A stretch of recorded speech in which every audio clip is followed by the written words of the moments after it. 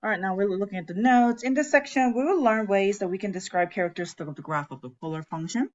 Given a polar function r is equal to f of theta, remember theta angle is the input, r is the distance, the output. We know that r represents the sine radius. We use the phrase sine radius because r can be positive or radius. I feel like I usually call it distance, but it should probably be sine radius. As we trace a graph of polar function, we are interested in whether r value is getting closer to the origin or further from the origin over a given interval. So kind of what we did on the exploration, like I'm interested in, is your point getting away from the middle or getting closer to the middle? Okay, so this table, I'm going to come back to you and then look over here quickly.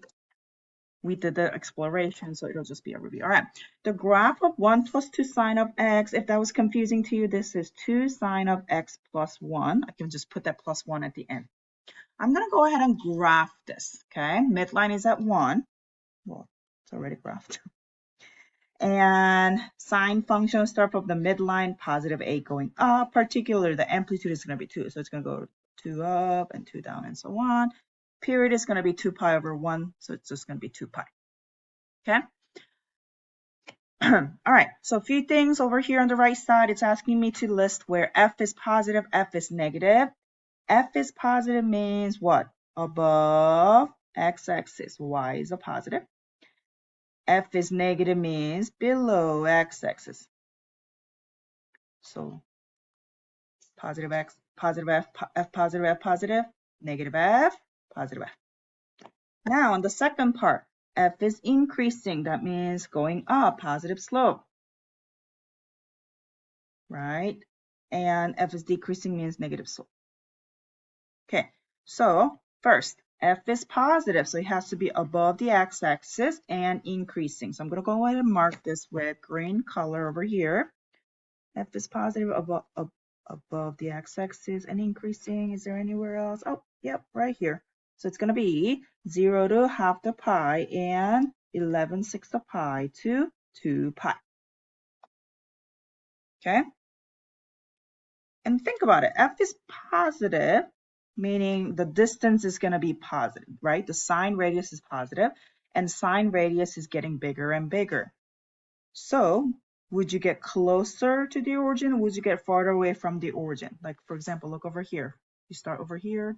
We did that on the exploration. It's getting further away from the origin. So this is going to be, distance is going to be increasing.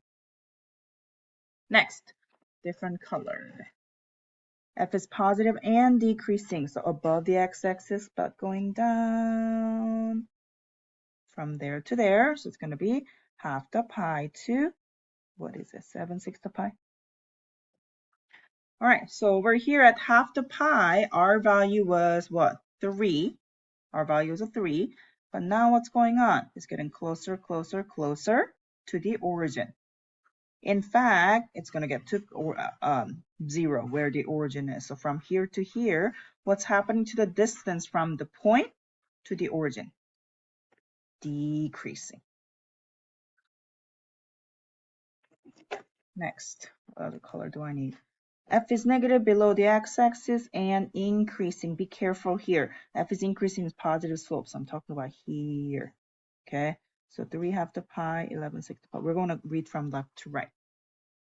All right, so r value is a negative 1 and r value becomes 0. So isn't it getting closer to the origin? Like r value 0 means you're at the origin.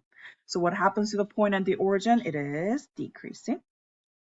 And then the last one over here, f is negative and f is decreasing because negative slope is going to be 7/6 the pi to 3 half the pi.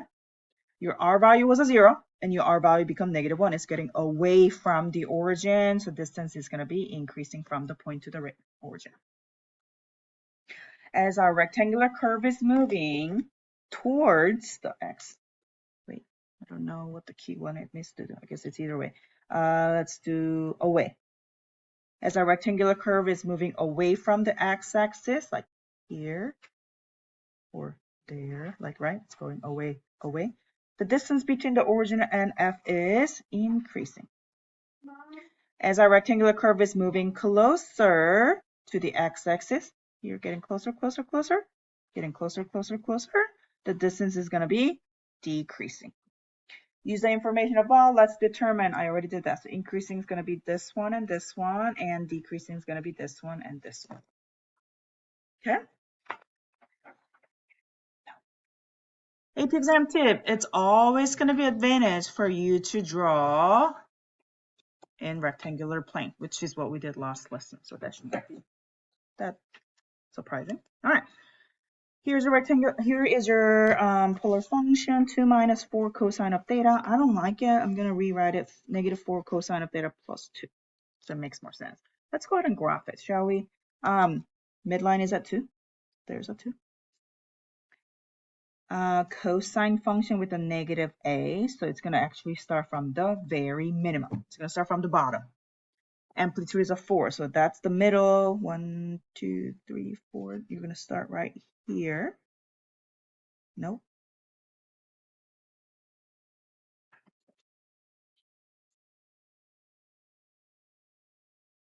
Yep, it is correct. There. And then period is still going to be 2 pi. So we're going to end it up over here.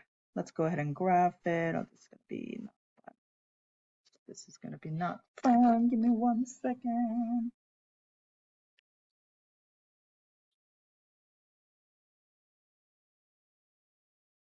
Okay, so half the pi is going to be there. So like pi is going to be the maximum. There you go. So y value is negative 2, midline is at 2, maximums get 6. Okay. Which of the following statement is true about the distance between the point with the polar coordinate and the origin? I'm looking at the choices. Okay, I'm looking at the choices. Well, I know where the pi is. That's where the maximum is. Good.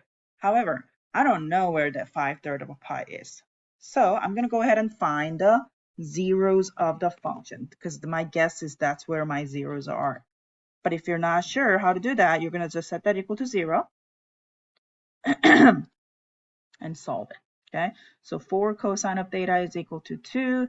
Cosine of theta is equal to half. Cosine of theta is a half. X is a half.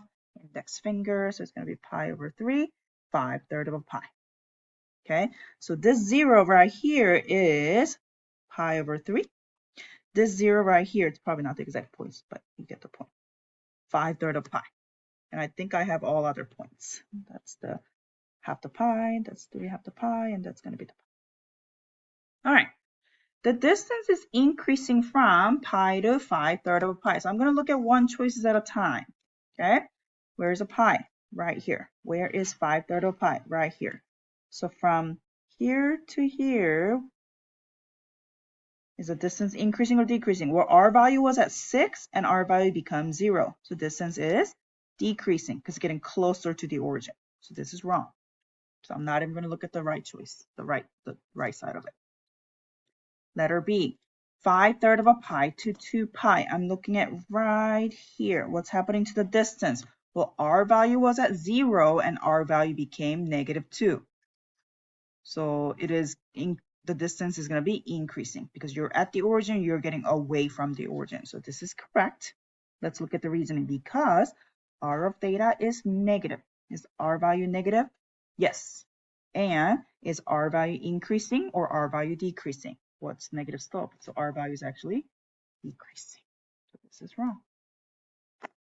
C, pi to 3, 5 to pi. I'm going to go back to again, the same area. So r value was a 6, r value becomes 0. So distance is decreasing is correct because f of theta is positive. Yes, it's above the x-axis and it is decreasing. So C is correct. Okay, so when you have a problem like that, always graph it and then use that graph to kind of figure out what's going on. So at the end, did I graph in polar graph? Did I graph in polar plane? No, I didn't graph in polar plane. I'm only using the rectangular plane to do this problem. Okay, all right, next one. Same thing. I'm going to go ahead and sketch 3 sine of 2 theta. No shift going on. Yay. So you're going to start from the midline. Positive A going up. What is going to be the period? Period is 2 pi over b. Period is pi. Okay, so right here. So I have to make one cycle between these two. Amplitude is 3. So this is what I mean by that. I don't like having the grid when I'm just sketching. Okay, let's see. I can take the period, multiply by 1/4. That's going to give me each increment of how my x is increasing by. So, geez, this is not fun. That's pi over 4. That's 3/4 of pi. I hope you guys can see it. So it's going to be, let's see, from here to maximum, 0, minimum. There we go. Okay. All right, I'm going to do one more because I see the choices. This becomes all the way to 5/4 of pi. Give me 1 second. All right, sorry about that. Which of the following interval is the distance between the point and the polar coordinate and the origin decreasing? So I'm looking for where it's decreasing. Let's go. Letter A, 0 to pi over 4. R is 0, R value 3. It's getting away, clearly, not you. Letter B, half the pi to 3/4 the pi. R value was a 0, R value was -3. It's still going away. I know you think, oh, R value is getting smaller. No, but it's still going away. So it's increasing. Like remember, x-axis is where the origin is. You're going away, you're going away. What about 3/4 of pi to pi? Ooh, you're getting closer. You're getting closer to the origin. So I think that's going to be the answer. If you want to check letter D, pi to 3/4, 5/4 of pi, R is a 0, you're going away again, so that's wrong. Okay, all right, I'm going to make another video explaining the other section.